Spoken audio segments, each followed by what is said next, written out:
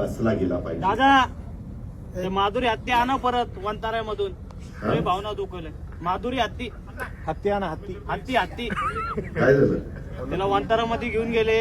हा? ते कोल्हापूरची हत्ती आहे. लोकांची लय भावना दुखवली त्या हत्तीमुळे. अरे माधुरी हत्तीचं माधुरी हत्तीच म्हणलो की.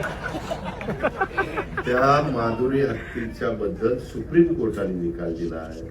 आपण संविधान कायद्याने देश चालवतो. तुला आठवत असेल माग आपल्या आता ही हत्ती त्याच्यामध्ये कायदा सुरू केलाय.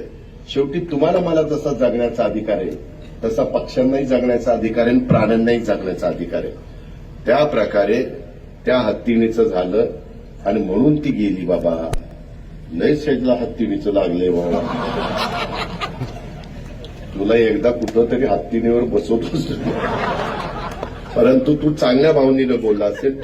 तू प्राणीप्रेमी असशील म्हणून ती भूमिका मांडली. त्याबद्दल तुझं दुमत नाही, तुझं अभिनंदन. पण मी पण त्याच्या खोलात गेलेलो होतो. त्याकरता जसं बैलगाडा शर्यत जशी आपण सुरू केली तसा काही मार्ग काढता येतोय का अॅडव्होकेट जनरलला वगैरेंना बोलून आम्ही त्याच्यात प्रयत्न करू. पण